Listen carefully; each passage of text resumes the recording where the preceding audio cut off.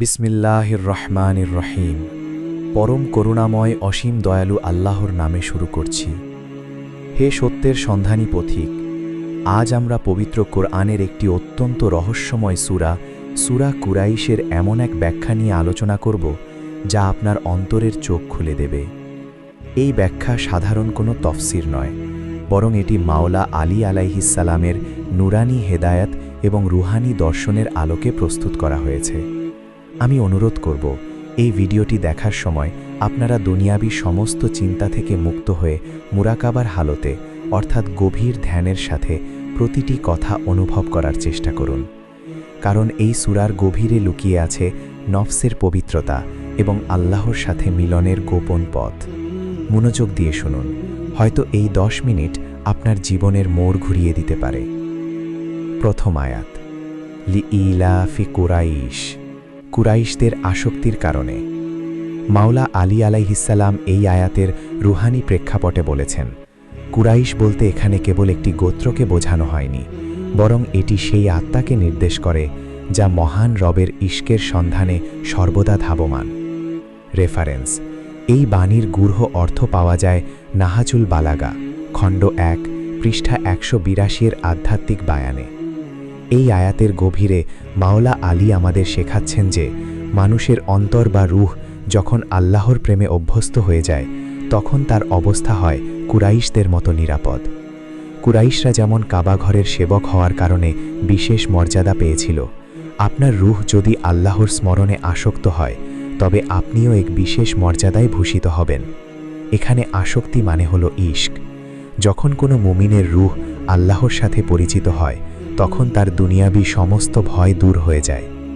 দ্বিতীয় আয়াত, ইলাফিহিম রিহলাতাশ শিতাই ওয়াস-সাইফ, তাদের অভ্যস্ততার কারণে শীত এবং গ্রীষ্মকালীন সফরের। মাওলা আলী আলাইহিসসালাম বলেছেন, শীত এবং গ্রীষ্ম হল মানুষের জীবনের দুঃখ এবং সুখের দুটি অবস্থা। প্রকৃত মুমিন সেই যে উভয় অবস্থায় তার রবের দিকে সফর বা যাত্রা অব্যাহত রাখে। রেফারেন্স: কিতাবুল ইরশাদ, শেখ মুফিদ, খণ্ড 2 পৃষ্ঠা 310।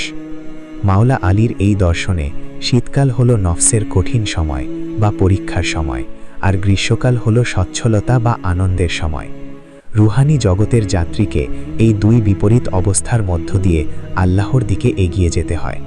শীতের স্থবিরতা যেন আপনার ইবাদতে অলসতা না আনে এবং গ্রীষ্মের উত্তাপ যেন আপনার ধৈর্য বিচ্যুত না করে। এই সফর কি মূলত আপনার অন্তরের সফর, যা চিরস্থায়ী শান্তির দিকে পরিচালিত হয়। তৃতীয় আয়াত, ফালিয়াবুদু রব্বা হাযাল বাইত, অতএব তারা যেন এই ঘরের রবের ইবাদত করে। মাওলা আলী আলাইহিসসালাম বলেছেন, মানুষের অন্তরই হল আল্লাহর প্রকৃত ঘর বা বাইতুল্লাহ।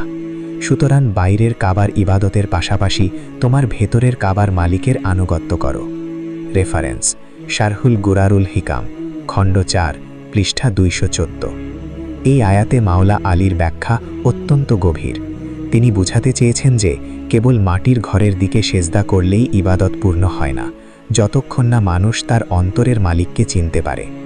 মানুষের কলব বা হৃদয় হল আল্লাহর আরশ। এই আয়াতের রুহানি শিক্ষা হল আপনার ভেতরের সমস্ত অহংকার এবং মূর্তিকে ভেঙে ফেলে সেখানে কেবল আল্লাহর মহব্বত স্থাপন করা।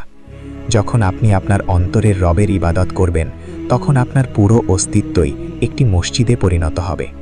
চতুর্থ আয়াত, আল্লাযী আত'আমাহুম মিন জু'ইন ওয়া আমানাহুম মিন খাউফ, যিনি তাদের ক্ষুধায় অন্ন দিয়েছেন এবং ভয়ভীতি থেকে তাদের নিরাপদ করেছেন।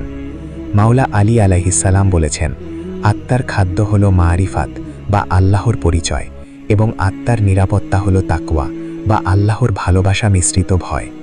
রেফারেন্স: বিহারুল আনওয়ার, আল্লামা মাজলিসি, খণ্ড 78 পৃষ্ঠা 42। মানুষ যখন দুনিয়াবী রুটির জন্য চিন্তিত থাকে, তখন তার রূহ ক্ষুধার্ত থাকে। মাওলা আলী আমাদের শেখাচ্ছেন যে আল্লাহ কেবল পেটের খাবার দেন না, বরং তিনি তৃষ্ণার্ত আত্মাকে হাকিকতের জ্ঞান দিয়ে তৃপ্ত করেন। আর দুনিয়ার সমস্ত ভয়, যেমন মৃত্যু ভয় বা দারিদ্র্যের ভয় থেকে মুক্তি পেতে হলে মাওলা আলীর দেখানো বেলায়েতের পথে আসতে হবে। যখন আল্লাহর মহব্বত অন্তরে প্রবেশ করে, তখন দুনিয়ার কোনো শক্তি আপনাকে আর ভয় দেখাতে পারবে না। আপনি লাভ করবেন এক পরম প্রশান্তি। প্রিয় দর্শক, সূরা কুরাইশের এই রুহানি সফর থেকে আমরা বুঝতে পারলাম যে আমাদের জীবন কেবল খাওয়া দাওয়া আর চলাফেরার নাম নয়, এটি একটি নিরন্তর যাত্রা আমাদের মহান রবের দিকে। মাওলা আলী আলাইহিসসালামের এই নুলানি শিক্ষাগুলো যদি আপনার হৃদয়ে সামান্যতম আলো জাগিয়ে থাকে, তবে এই মহৎ বার্তাটি অন্যের কাছে পৌঁছে দিতে কার্পণ্য করবেন না। দয়া করে ভিডিওটিতে একটি লাইক দিন এবং কমেন্টে আপনার অনুভূতি জানান। আপনার একটি সাবস্ক্রাইব আমাদের এই আধ্যাত্মিক পথ চলাকে আরও বেগবান করবে। মাওলা আলী আপনাদের সবার রুহানি দরজা খুলে দিন। আমিন। আল্লাহ হাফেজ।